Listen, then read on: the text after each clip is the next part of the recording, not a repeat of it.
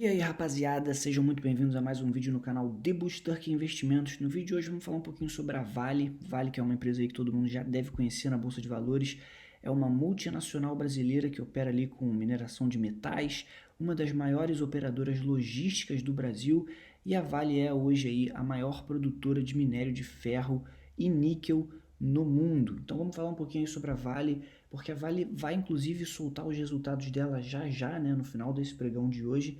E eu quero dar uma opinião aí, né, sobre o que eu acho sobre a Vale, se a Vale vale a pena nesse momento ou não. Então vamos falar um pouquinho aí sobre a empresa. Se você gosta desse tipo de vídeo, já se inscreve no canal, deixa o seu like no vídeo e vamos lá. As ações da Vale nesse momento estão custando R$ 71,16, né, uma alta aqui de quase 1% no dia de hoje.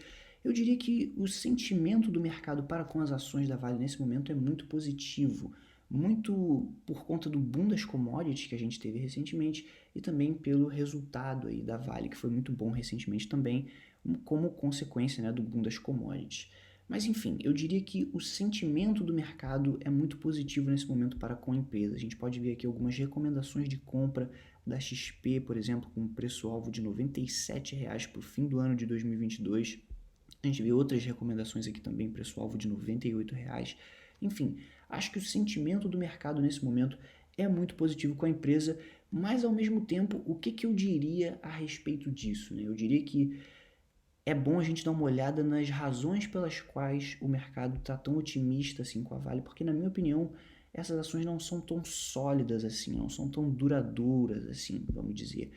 Isso aqui são os indicadores da Vale. Se a gente der uma olhada boa nisso aqui, a gente vê indicadores muito interessantes. PL baixo, PL para uma empresa tão lucrativa, né, que está pagando um dividend yield tão alto, que está passando por um momento tão bom, que tem indicadores de crescimento altos, que tem indicadores de rentabilidade altíssimos, que tem margens bastante elevadas. A gente vê que os números em geral da Vale são muito bons. E isso é uma consequência do resultado recente que a empresa teve, que é uma consequência do boom das commodities.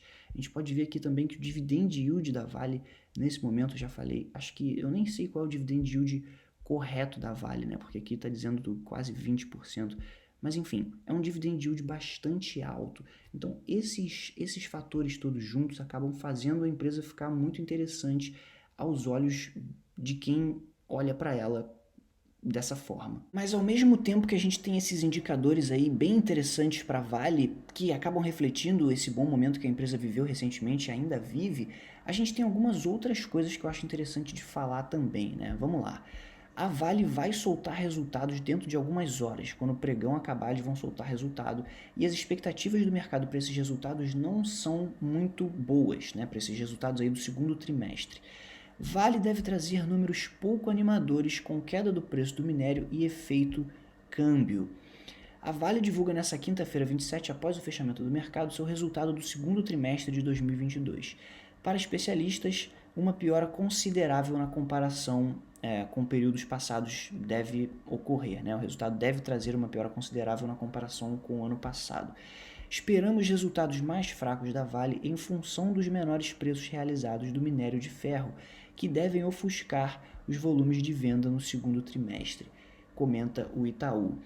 Então o que está acontecendo, né? O mercado está esperando aí que os resultados da Vale não sejam bons para esse segundo trimestre de 2022 por causa disso aqui, a queda do preço do minério de ferro. Como vocês podem ver, o preço do minério de ferro disparou durante a pandemia e agora a gente está vendo uma queda severa do preço de minério de ferro. Por que, basicamente, que isso acontece? Porque a gente está desacelerando a economia global, né? A economia global como um todo está se desacelerando.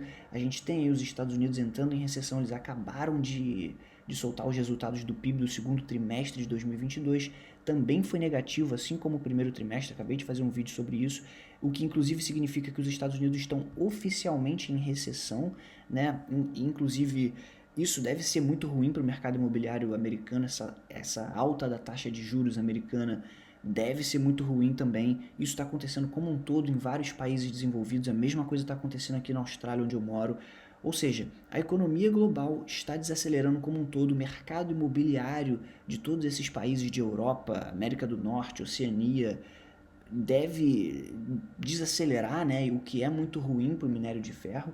Enfim, a gente tem aí um cenário ruim. Ao mesmo tempo, a gente tem algumas notícias que poderiam ser animadoras, né, como essa aqui: minério de ferro tem máxima de 4 semanas, com um cenário mais positivo de demanda para a China. A gente poderia ver até essa... Vou colocar um gráfico aqui mais curto, né, para isso poder ficar mais evidente. O que essa notícia se refere é isso aqui, né? O minério de ferro acabou de dar uma subidinha porque a China fica soltando notícias de que vai fazer não sei o que, e aí a demanda aparentemente seria maior, né? Mas a realidade é que a gente não pode muito confiar na China. Eles fizeram isso recentemente, né? O minério de ferro acaba dando esses espichões aqui na especulação da China resolver fazer novos projetos aí e aumentar a demanda pelo minério de ferro, mas a real é que o mundo inteiro como um todo está passando por uma desaceleração. Na China não é diferente, eles inclusive têm vários lockdowns aí ainda com relação ao Covid.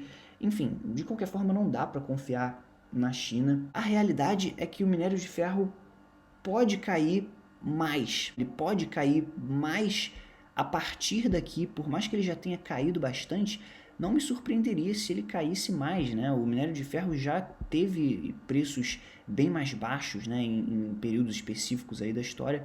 Não me surpreenderia se o minério de ferro continuasse caindo. E aí, se isso realmente acontecesse, o que aconteceria com a Vale, né? Por mais que esses indicadores todos sejam muito bonitos, o que aconteceria com a empresa na prática é que a receita dela acabaria sendo prejudicada, né, a receita como um todo, e o lucro dela, obviamente, também cairia, né? O lucro dela já tá para cair, porque a gente consegue ver aqui o preço do minério de ferro que recentemente caiu bastante, né? Eles vão soltar o resultado do último trimestre, né? Então seria mais ou menos do fim de março para cá. No começo do trimestre, o preço do minério de ferro estava consideravelmente mais alto do que ele está agora, né? Estava ali em 154 no primeiro dia de abril. Desde então, ele só caiu. E, enfim, como eu estou dizendo, na minha opinião, ele pode continuar caindo. Isso seria meio que devastador para o resultado da Vale, né? Que já deve cair, com certeza, disso aqui no próximo ano.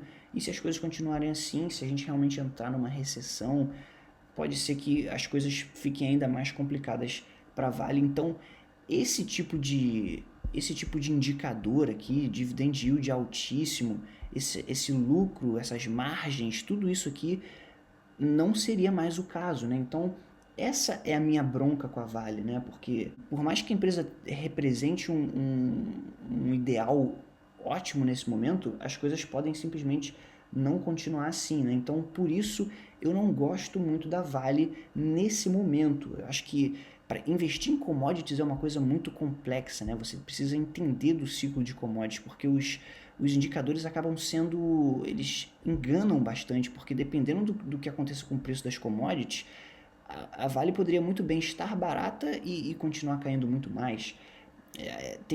Você tem que entender como funciona o mercado de commodities. Ele não é... As empresas que têm relação com commodities simplesmente não são comparáveis com empresas como, por exemplo, varejo, com empresas de, sei lá, empresas que são bastante sólidas, na Sanepar, por exemplo, elétricas, é uma coisa completamente diferente, são mercados cíclicos, né? Então, por isso, eu não acho que a Vale seja um bom momento agora. Se você quiser investir em commodities com efetividade, o momento de investir em commodities é esse momento aqui. É o momento que ninguém quer o minério de ferro, né? Que a gente, por exemplo, acabou de ter um lockdown mundial, todo mundo está falando que a economia vai parar por tempo indeterminado, e ninguém quer minério de ferro. Aqui é o preço de você comprar empresas relacionadas a commodities, né? Porque aí a próxima coisa que acontece é isso aqui. Mas quando você vê esse tipo de cenário, né? Enfim, o preço da Vale ainda está alto. Se a gente analisar ele aqui, ele ainda está bem longe do buraco que ele chegou e bem longe de preços normais ainda. Então, eu definitivamente não me sinto seguro em investir na Vale num período como esse, né? A gente aí à beira de recessões globais, né, mundiais, o Brasil até que nem tanto, mas enfim, o cenário não é positivo para o resto do mundo, para os Estados Unidos, para a China, que são os maiores mercados. Então, eu me manteria longe da Vale, por mais que a gente tenha aí algumas recomendações de compra e coisa e tal. Mas enfim, essa é a minha opinião, não é de forma alguma uma recomendação de compra nem de venda. E é isso, espero que vocês tenham gostado do vídeo, rapaziada. Eu vou ficando por aqui, até a próxima e um abraço.